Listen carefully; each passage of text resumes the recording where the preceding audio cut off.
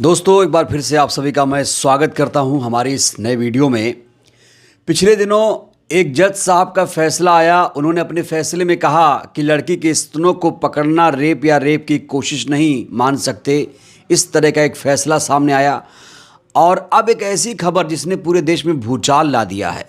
एक जज साहब के घर से करोड़ों का कैश बरामद हुआ है और जज साहब पर कार्रवाई भी कहा जा रहा हो गई है, एक्शन भी लिया गया है। लेकिन इस बीच इलाहाबाद हाई कोर्ट के जो तमाम वकील हैं वो जज साहब का विरोध कर रहे हैं। आज हम मौजूद हैं सुप्रीम कोर्ट के वरिष्ठ एडवोकेट नरेंद्र मिश्रा जी के पास। सर, बहुत स्वागत आपका। Thank you. ये जो कैश बरामदगी का मामला है, इसमें सर आपकी पहली प्रतिक्रिया क्या है?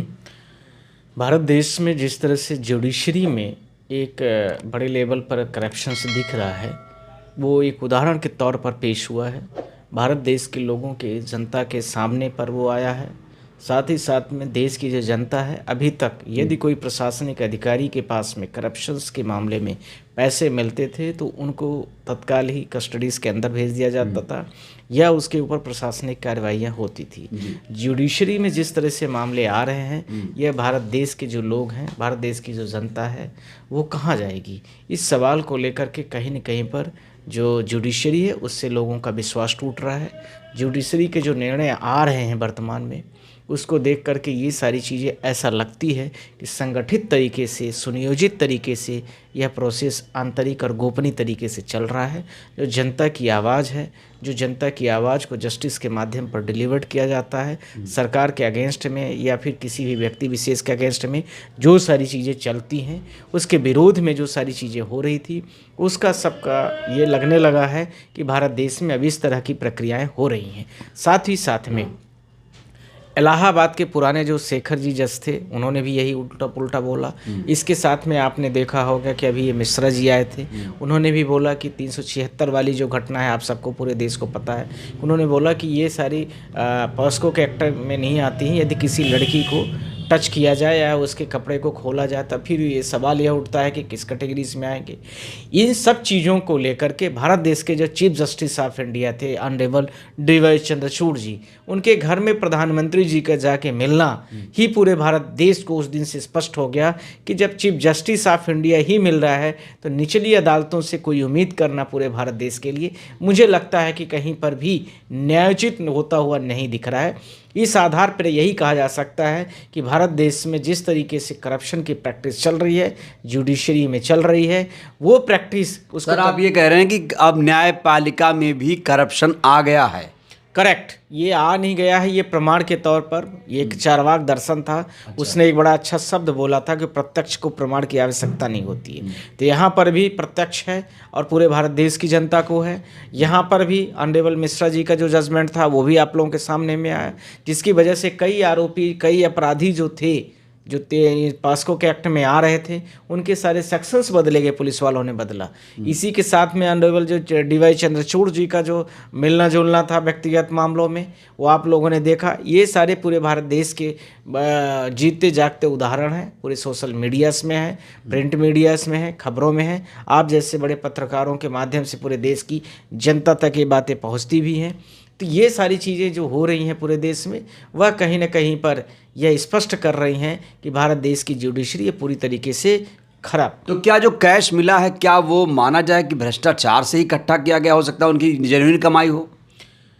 ये बात, आपका प्रश्न बहुत अच्छा है। जुडिशरी में जो इनकी सैलरी होती है, उस सैलरीज के अलावा यदि आपके घर में कुछ चीज़ें ऐसी पाई जा रही हैं तो वो सारी चीज़ें कहीं ना कहीं पर करप्शन के प्रैक्टिस में इंडिकेट करती हैं। वर्तमान में देश की जितनी महंगाई है, मुझे लगता है कि 1-2 लाख रुपए पाने वाला भारत देश का व्यक्ति जो है, उसके सही से जीविकोपार्जन नहीं चल सकता है। साथ ही साथ में जजेस जो हैं, उनका थोड़ा सा और ज़्यादा भी खर्चे होते हैं, मिसलेनियस खर्चे से भी ज़्यादा होते हैं, क्योंकि स्टैंडर्डाइजेशन लाइफ उनकी ज़्यादा अच्छी रहती है। तो वहाँ पर खर्चे का जो अनुमान होता है वो और ज़्यादा बढ़ जाता है। सवाल यहाँ नहीं ख़त्म हुआ। जब जज साहब के घर में आग लगी, दमकल को बुलाया गया, दमकल ऑफिसरों ने वहाँ पर आग बुझाने की कोशिश की, तर उसी दौरान पर जज साहब के घर में कैश पाए जाते हैं। तो क्या जज साहब ने इसके पहले किसी को इन्फॉर्मेशन दी?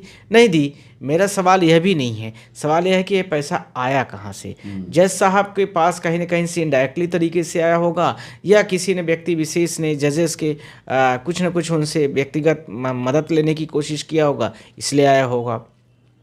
इन सारी चीज़ों की छानबीन भी होनी चाहिए। सीबीआई, ईडी का, इनकम टैक्स का, दुनिया भर का इनके ऊपर सारी चीज़ें होती हैं ट्रैप की। तो ये सारी चीज़ें कहाँ चली गई, उनको क्यों नहीं कोर्ट किया है? साथ ही साथ में एक कोर्ट से दूसरे कोर्ट में भेज देना ही क्या पनिशमेंट का दायरा है? मुझे लगता है कि भारत देश की बड़ी कोर्ट है इलाहाबाद कोर्ट। और आप सीजीआई के फैसले पर सवाल खड़े कर रहे हैं सर। हाँ, मैं वही तो बोल रहा हूँ। तीसरी भारत देश की सबसे बड़ी कोर्टों में से, पुरानी की बात कर रहा हूँ, तीसरी या चौथी, जो सबसे पुरानी, यानी कलकत्ता सबसे पहले, फिर मद्रास, चेन्नई। तो इस तरह से सीक्वेंस के मामले में इलाहाबाद हाई कोर्ट सबसे पुरानी हाई कोर्ट है। यहाँ से ज़्यादा दिल्ली से, अर्थात दिल्ली से ज़्यादा वहाँ पर पॉपुलेशन भी है यूपी में। साथ ही साथ में दिल्ली से ज़्यादा डिस्ट्रिक्ट्स भी हैं, लगभग 80 के आसपास में सारी चीज़ें मानी जाती हैं। तो ये सारी चीज़ें जब हो रही हैं तो क्या इलाहाबाद के वकील उसका विरोध नहीं करेंगे? जाहिर सी बात है कि उनका भी विरोध होगा कि जब करप्ट प्रैक्टिस वाला यहाँ पर आ रहा है जज, तो यहाँ भी करप्ट करेगा, यहाँ भी करप्शन करेगा, या और जहाँ जहाँ जाएगा वहाँ वहाँ वो चरितार्थ हो गया है कि वो व्यक्ति ऐसा करेगा ही करेगा। इन सारी चीज़ों को लेकर इस पे एक बयान भी आया है कि ऐसा कोई कैश मिला नहीं है, इस तरह की थ्योरी भी चल रही मीडिया में इस समय।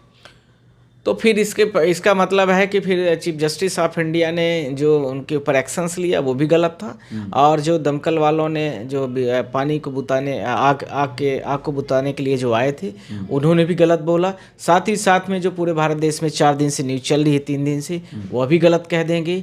ये तो एक शब्द कह करके पूरी मीडिया को शांत करने की कोशिश है। साथ ही साथ में जो भी चीज़ें हैं उसको कंट्रोल करने का, जुडिशरी के ऊपर जो उंगली है उसको शांत करने के लिए ये सब अभिप्राय मात्र के लिए करने वाला एक आंशिक कदम है। यह भी ध्यान रखना है कि उनके ऊपर कठोर कार्यवाही क्या हो रही है, क्योंकि देश की जनता उनसे उम्मीद करती है। उस उम्मीद में कोई भी जज नहीं उतरता है खरा। तो इस तरह की जो चीज़ें पकड़ में आती हैं उसके आधार पर जनता अपनी व्याख्या करती है। तो आप क्या चाहते हैं? क्या कोई बड़ी कार्रवाई चाहते हैं? क्या हो इसमें?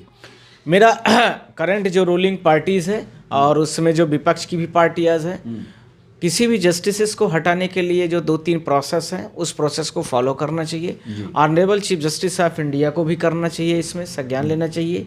तो ये जो 3 प्रोसेस है, मैं उन 3 प्रोसेस के बारे में आप लोगों के माध्यम से पूरे देश की जनता को बोलना भी चाहता हूँ कि जो ये रिमूव करने जज को, किसी भी जज को जो रिमूव किया जाता है तो उसको हम लोग इम्पीचमेंट कहते हैं, महाभियोग। अब इस इम्पीचमेंट में motion is the pass separately in the 2 hours, अर्थात दोनों जो हाउस है हमारे लोकसभा का, अपर हाउस और लोअर हाउस, दोनों में 2/3 बहुमत के साथ में इसमें प्रस्ताव लाया जाता है और फुल मेजोरिटी के साथ में उस हाउस में उसको पास किया जाता है।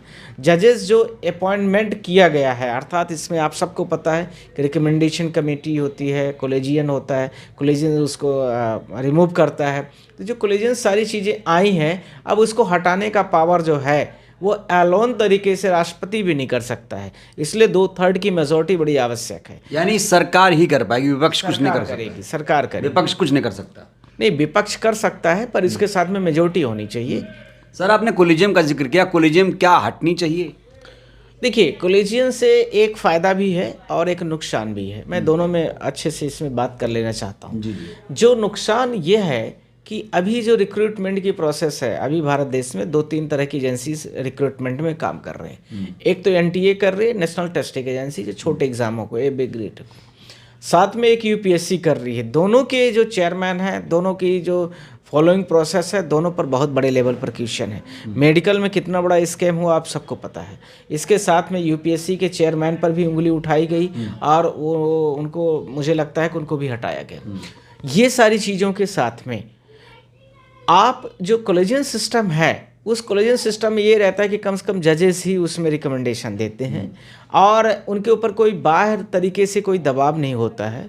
साथ ही साथ में कोई बाह्य व्यक्ति अर्थात पॉलिटिकल पार्टी उतनी इन्फ्लुएंस करके उनमें इन्फ्लुएंस नहीं कर पाती उनके अपॉइंटमेंट को। तो जजेस जब करते हैं तो कम से कम बाह्य पॉलिटिकल तरीके से उन चीज़ों को थोड़ा बच जाते हैं चीज़ें। रिकमेंडेशन होने के बाद वो अप्रूवल के लिए जाता है लॉ मिनिस्ट्रीज़ के अंडर में, वहाँ पर काफ़ी यस और नो के लिए जाता है कि आप इसमें कुछ सहमति दे सकते हैं, पर सहमति के लिए वो पेपर्स को अपने पास रख लेते हैं और देते नहीं हैं। अर्थात जैसे मान लीजिए किसी जजेस का अपॉइंटमेंट आपने किया और उस अपॉइंटमेंट में उनको सहमति उनकी नहीं है, तो जो रिकमेंडेशन लेटर गया है सुप्रीम कोर्ट से या हाई कोर्ट से गया है, तो वो वहाँ पर पड़ा हुआ रहता है। और तब तक में पता चला 2 साल पड़ा रहा था, जज साहब का उतना टाइम ही था जिसको बनाया जाएगा, उतने में टाइम वार्ड हो गया, काम खत्म हो गया। तो ये सारी चीज़ें, क्योंकि उनका पॉलिटिकल इंटेंशन। खबर ये भी है कि इनके पिताजी भी जज थे, वर्मा जी के। हाँ, तो ठीक है, उनके पिताजी रहे होंगे, और उनके पिताजी, ऐसा थोड़ी है कि बेटा करप्ट प्रैक्टिस में आए तो पिता भी ऐसा हो, ऐसा एक व्यक्ति के आधार पर सबको हम आरोप नहीं लगा। इतना हो हल्ला, इतना विरोध सर क्यों हो रहा है, और क्या इसका आखिरी सोल्यूशन होना चाहिए आपके हिसाब से?